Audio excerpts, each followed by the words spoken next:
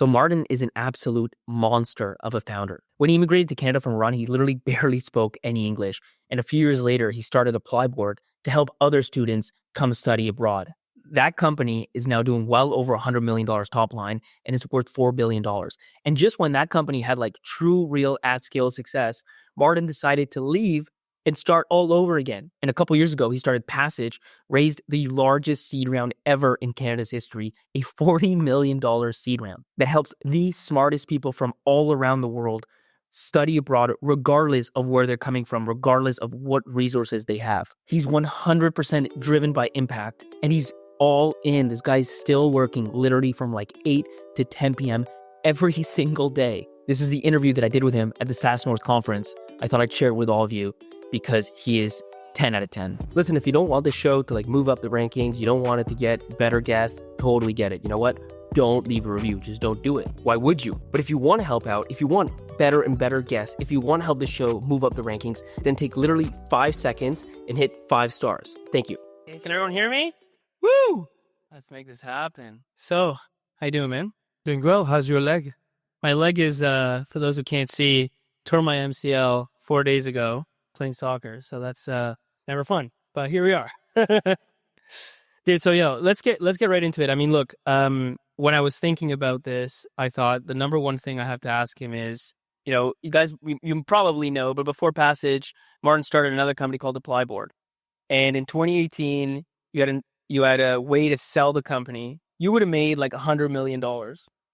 Not only did you say no, you stayed at Applyboard, you grew it, $4 billion company, raised $300 million, and then you left and you're doing it again. Why would you do that? Why aren't you just, on the beach somewhere? I don't like beach.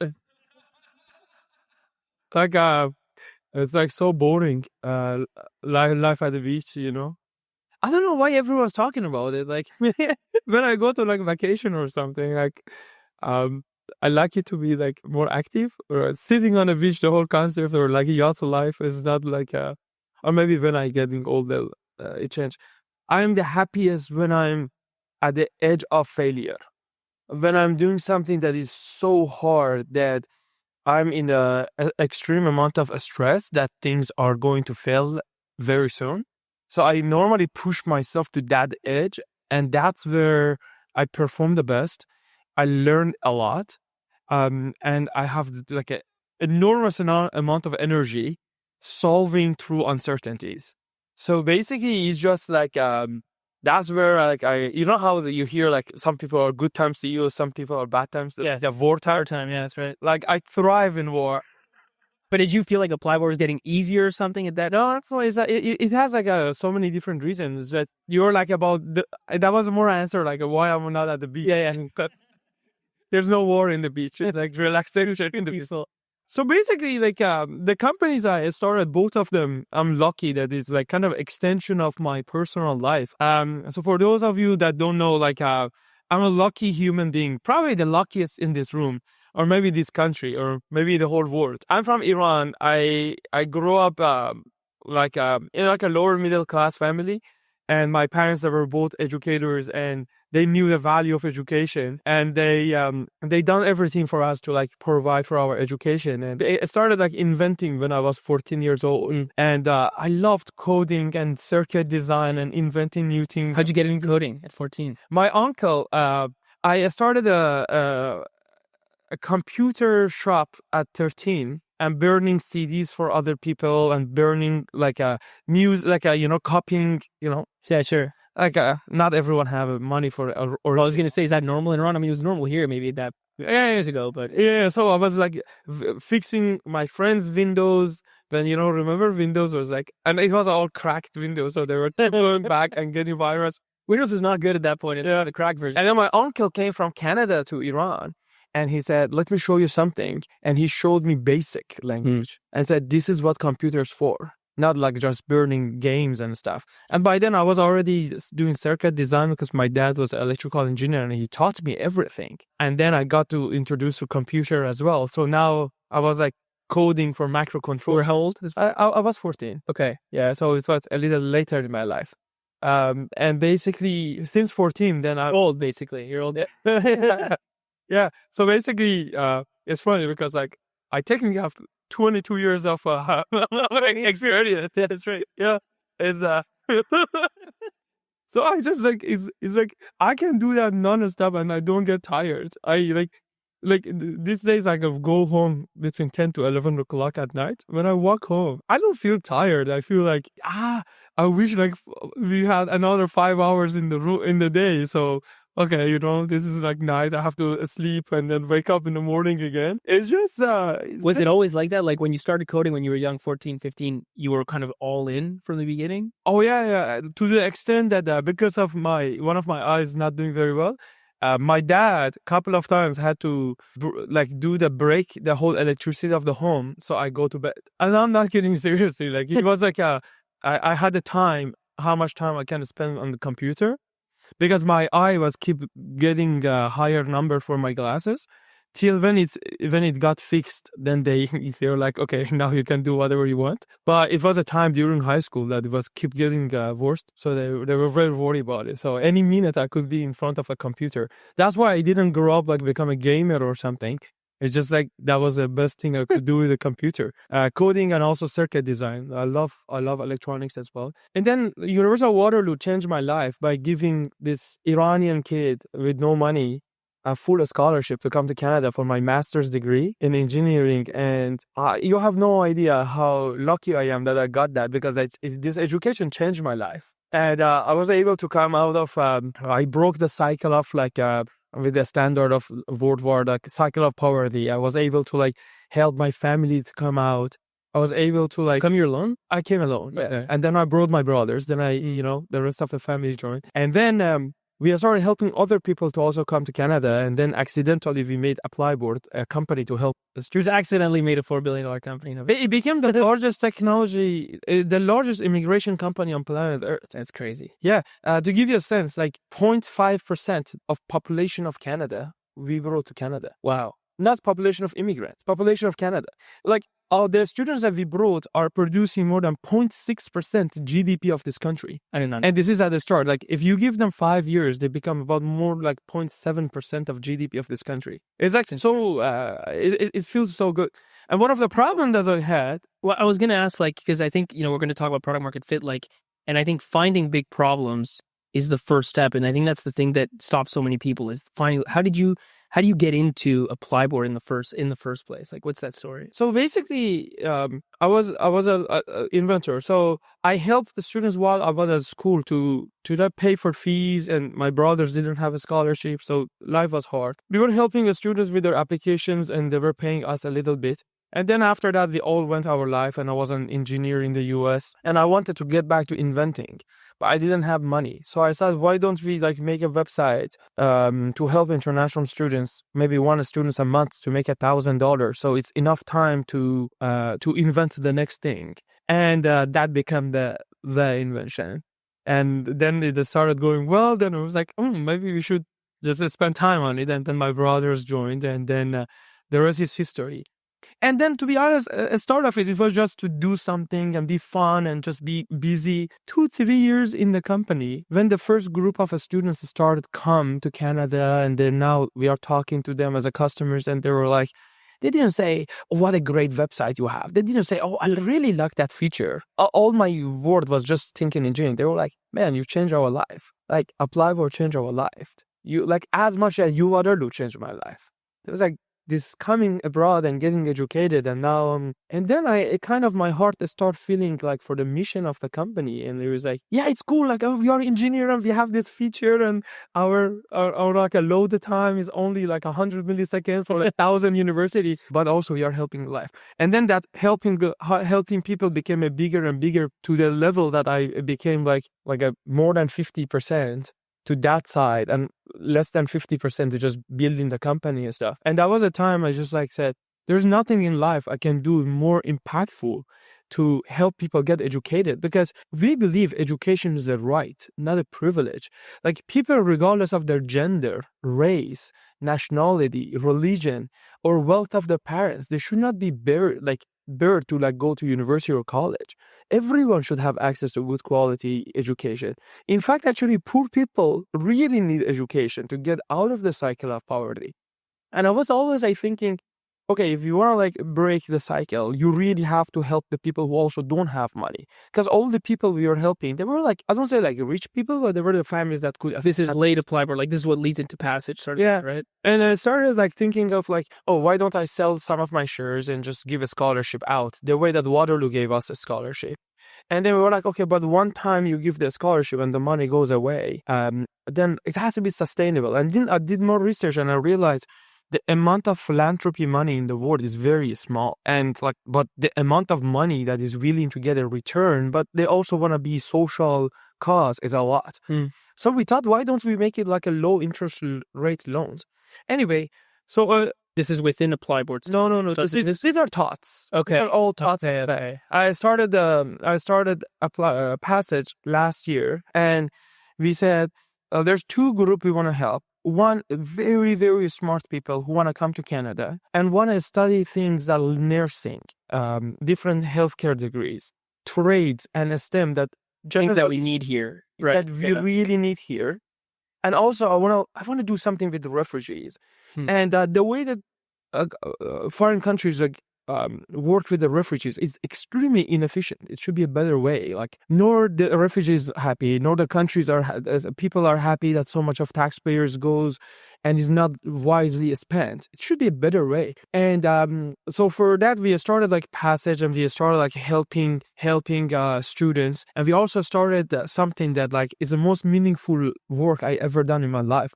We started bringing girls from Afghanistan who, just because of their gender, they got Well done.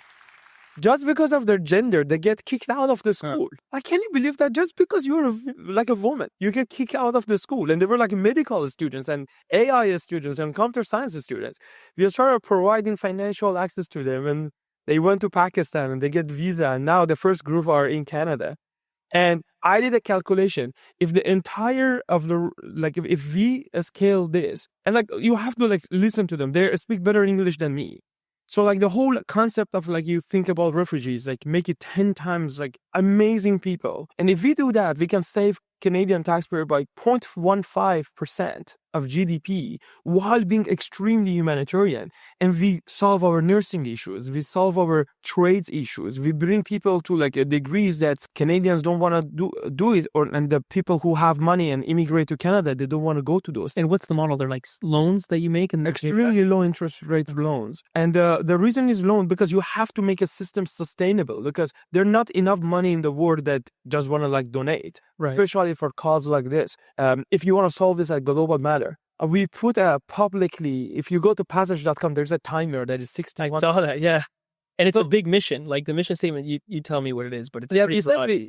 So when we started Passage, we were like, we have to feel accountable, not to build another unicorn. Like, life was so good to us. We have responsibility to the world.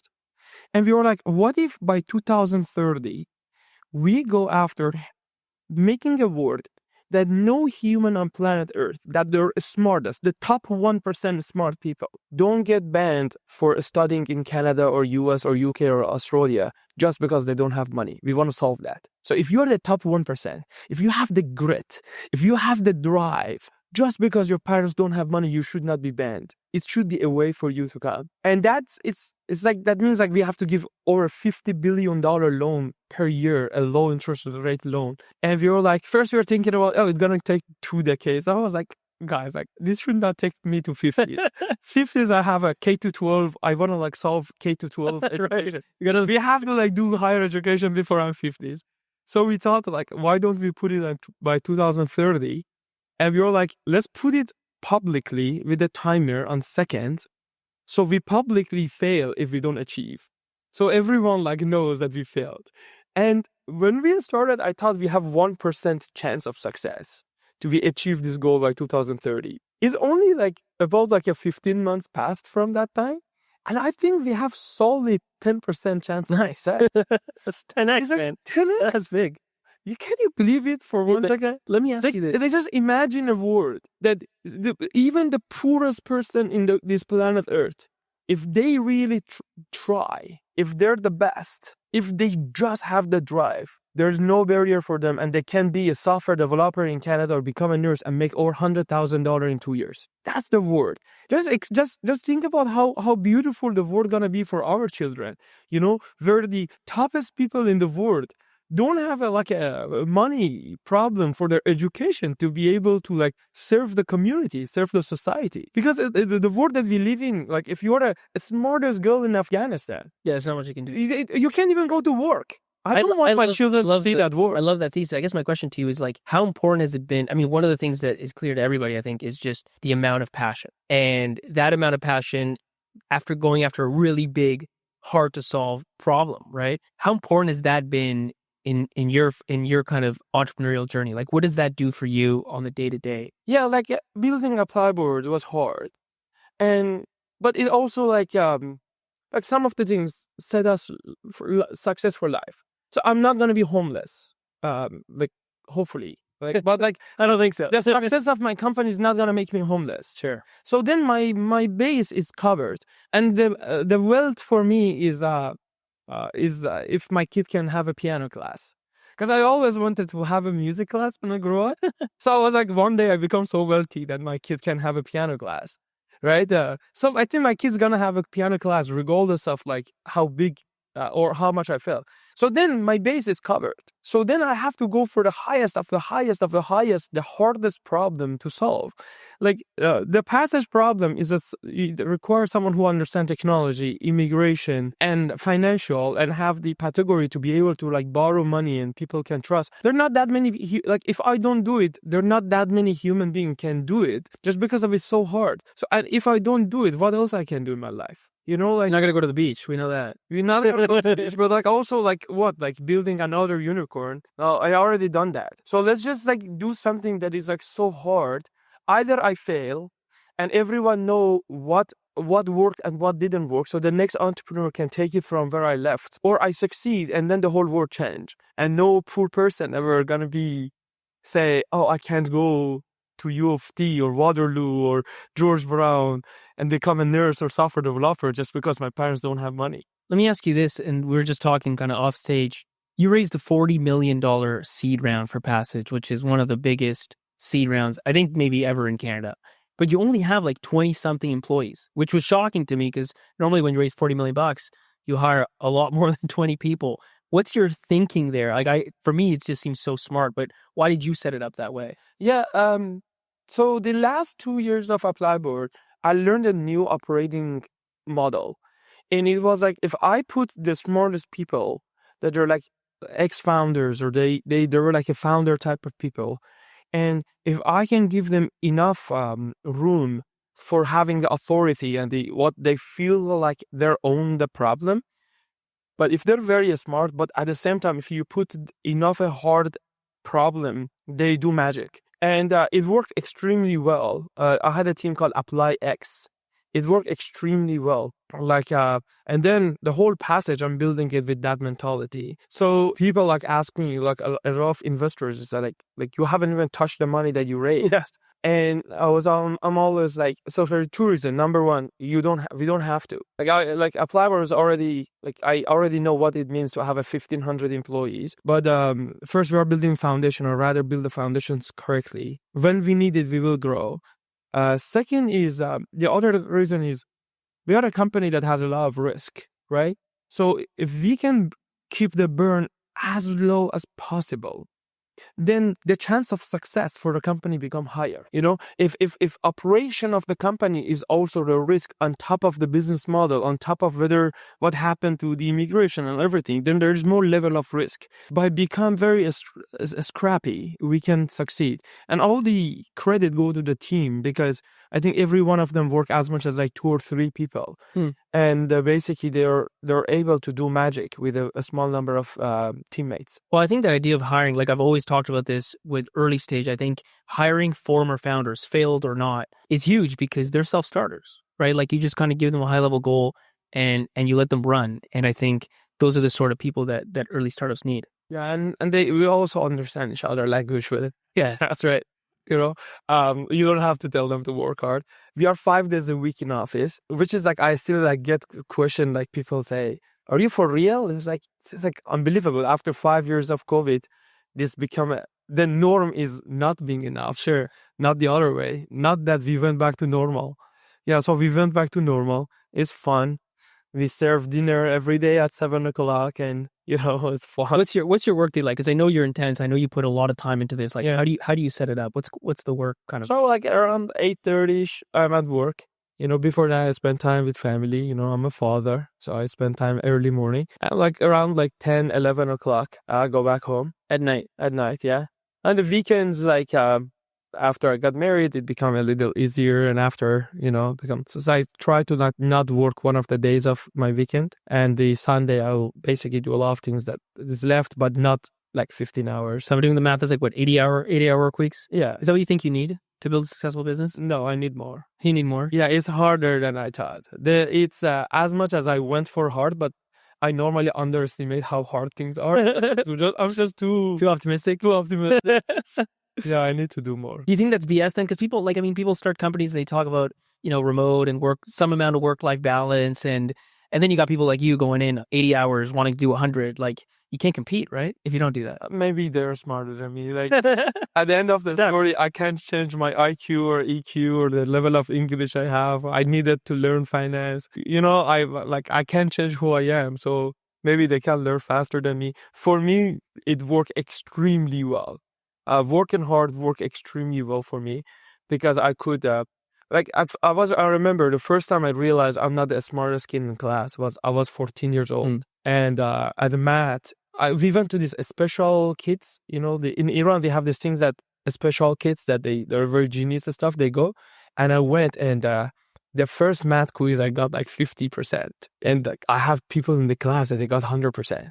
I immediately realized I'm not the smartest. But so that from that age, I was like, I have to outsmart everyone. I have to outwork everyone because I can't outsmart them. And you still get because that's my survival. No, people will say after 8 hours that you don't get much done. You find you're productive those whole like 14-hour days. It's they say that I've heard it. I don't know who they is, but I've heard it. Yeah, I don't know. Maybe like sleep. No comment. Sleep has a big impact. Right? I don't cut the sleep. Mm. I try to get 7 to 8 hours. Like workout is good. It's like I think their food has impact. And what about talking about like? I think I hear also like people say about burnout. I think when you do a lot of work and you don't see progress, Yes, right. it feels hard. But when you see progress, you actually it's addiction. It's addictive. dopamine. Yes, right. It's become actually very addictive. That's why I think for every single entrepreneur you see, they definitely have a partner like at home that their all credit goes to them. And I think like my wife really like sacrificed a lot because I have that dopamine when I pick up my phone at work, so like kudos to her, like shout out to her actually. So can you actually clap for my wife? Clap for his wife. Thank you.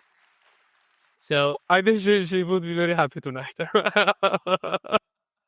let me ask you this actually. Hiring people is obviously a huge part of finding product market fit, having the right people on the bus. With Passage, I assume it's easier because you've had your success and all these sort of things. But you told me a story about with Applyboard when you were nobody back then. I mean, you were just a first-time founder.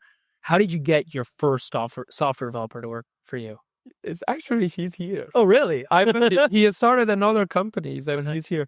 So basically, the problem that we had was like no one believed like a marketplace for international students or something. Right now, then became marketplace something for international students. It was hard to fundraise everything. Like it was not understood. Yeah. So one of the thing was like we were talking, and this person was working at IBM. And he had a life and they have expenses and everything. I was like, keep talking for a couple of months. No, he was like, no, I'm going to do it part-time. I wanted to like get the guy to be full-time because he's so good. I want him to like full-time on it. I don't think you can build a company part-time, So I had an Audi TT that I bought for $7,000. It was a write-off car. I bought it in the United States. But it was like a 2-door convertible. Anyone who see that car, they thought that it's a $40,000, $50,000 car. People didn't know. But I bought it for $7,000. So I told the guy, it's like, what's your life expense? It's like $2,500 beer. I have to pay this thing. So like, listen, you see that car? if I can't pay your salary, I sell my car, give it to you. You wrote your car onto. He probably thought it's a year's salary. It was just 3 months salary at best. And I never like spent money on it, so probably they wouldn't even buy that 7,000. I like that story because it's a sign of the hustle. Like there's little things you have to do that ultimately make a big difference. Like getting that person to work full time, just to do whatever it takes to get that person to come on your team. The thing is, like when you go after something that you like, there is a Persian poem about this. It said طره بر گردنم افکنده دوست میکشد آنجا که خاطرخواه اوست. Means like I don't know, the universe, God, whatever you believe, throw like a rope on your neck and it takes to where the destiny is. So I really believe in that. So I think like this is my destiny to solve this problem. So whatever comes, let it come. So let me ask you one final question. I think, you've gone through the Applyboard journey, now the Passage one. If you had like one piece of advice for founders that you would want them to take home, like early stage 0 to 1 founders that you've learned from all your time, like what might that be? I think never give up. There are a lot of moments that I should have given up, or like people in my team should have given up. There are a lot of moments, like there were a period I didn't have home, There were a period that was, for long times, I was sleeping at people's couches. And it was a master's from University of Waterloo with a degree, quit $100,000 job. Life was hard. I didn't have rich parents that send money. This is a backup or something. Maybe that's why I like to solve the financial problem. Maybe that's why I always raise more than what I need, because I never had the financial safety. I kind of think like life is too short to scare, and sometimes I think like my parents, they raised me and they now can't be with me because like I'm in another country. So that's a minimum I can do to service all the hard work they put for us, is for me to at least believe in me. And if I want to tell them, I say believe in them. It doesn't matter like how much other people say it's not possible. Normally people right now look at it and they respect the stuff. Oh yeah, you built this, but this is after the fact. Of course. You never see the first couple of years when you try to pick up a phone and to talk to VCs, no one talked to you. You talk to other people. I had like a thick accent. Like my English is better now. And you get laughed at. People think you're crazy. To some extent, they're right. But there's so many moments that you logically should give up. Building a startup is not the game of your brain. It's a game of your heart. So by you not giving up, by you believing you can just keep going, because otherwise it's so hard. But on the other side, when you get over that fear, when you start having fun with you, when you start patting your own shoulder, when you start standing in front of the mirror and said, I can do it. I'm better than others. That I'm better than what others think I am. I can do this. I know I can do this. Then you become your own best friend. Then you start like yourself. And I think the amount of positivity that happens to your life, and when positivity happens in your life, you become like a magnet for good energy, for good people. Other people come to you because they want to help you. Because people are kind. Human beings are good people. I've like over 90% of the people who I've seen in my life, they're good people. They want help. They want to do something positive for you. So when you believe in you, other people come and help. For me, I think that's the key. Every time, and that's why I keep making the problem that I want to solve harder and bigger. Because every time I get comfortable, I feel that magnet becomes smaller. And every time I'm hustling and I'm working harder, more and more good things happen to us. And I'm thankful for that. Awesome. Well, Martin, thank you so much. So picture this. It's months from now, years from now, and one of your founder friends, or really close founder friends of yours, guess what? Their startup went bankrupt. And it turns out, if you had just shared the product market fit show with them, they would have learned everything they needed to find product market fit and to create a huge success. But instead, their startup has completely failed. You have blood on your hands. Don't let that happen. You don't want to live like that. It is terrible. So do what you need to do. Tell them about the show. Send it to them. Put it on WhatsApp. Put it on Slack. Put it where you need to put it. Just make sure they know about it and they check it out.